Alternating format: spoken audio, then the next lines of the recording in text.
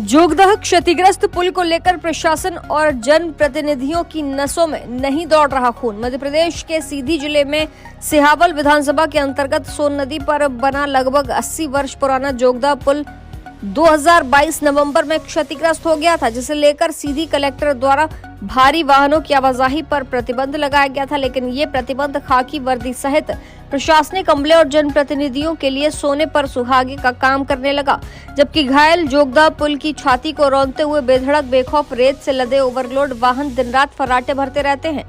अब ये तो कहा नहीं जा सकता कि पुलिस की आंखों में धूल झोंकी जा रही है, क्योंकि इस बारी खेल में पुलिस की स्वयं संलिप्तता है।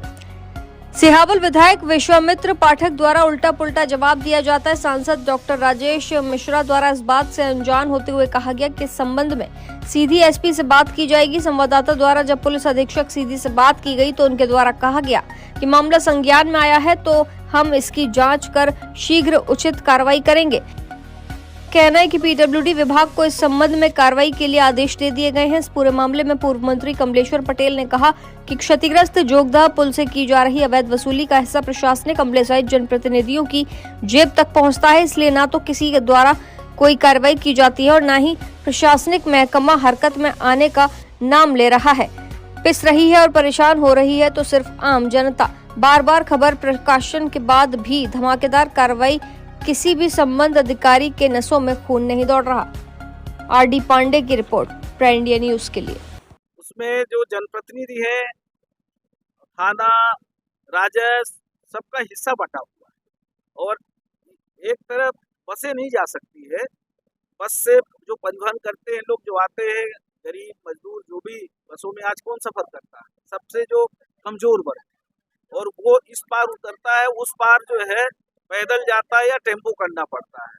और दूसरी तरफ हैवी व्हीकल्स जो पूरी तरह से लोडेड वाहन है, जो रेता का ओवरलोड करके जो चलते हैं, उनको महीना या डेली के हिसाब से बंधे हुए थाने, और उसमें सबसे बड़ी बात है कि जो जिम्मेदार जनप्रतिनिधि है उनका सबसे बड़ा हाथ है, और जो एंट्री वहाँ हो जाती है वही वाहन निकल पाता है, नहीं तो वो वाहन भी नहीं निकल पाता है, हैवी व्हीकल।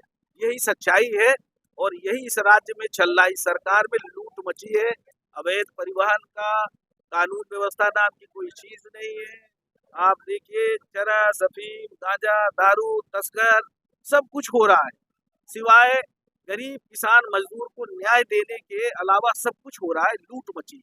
ये नल जल योजना, चूंकि मैंने व्यक्तिगत तौर पर अभी नहीं देखा है, आपने मुझे वीडियो दिखाया है, उसकी डेट के बारे में भी मैं कंफर्म नहीं हुआ। फिर भी मैं इस विषय पर एसपी सीधी से बात करूंगा, माइनिंग डिपार्टमेंट के अधिकारियों से बात करूंगा, अगर ऐसा हो रहा तो गलत है। हाँ, वीडियो भी सर आपके संज्ञान में आया है, क्या कुछ कहेंगे सर? ठीक है, इस प्रकार की कोई भी लिखित और मौखिक शिकायत अभी तक मेरे समक्ष नहीं आई है, लेकिन चूंकि आपके द्वारा ये संज्ञान में लाया गया है, इसकी जांच हम राजपत्रित अधिकारी से करवा लेते हैं, और यदि जांच में कोई अधिकारी कर्मचारी दोषी पाया जाए तो उसके खिलाफ सख्त से सख्त कार्रवाई की जाएगी। जिला प्रशासन द्वारा पूर्व में इसके लिए प्रतिबंधात्मक आदेश जारी किए गए हैं।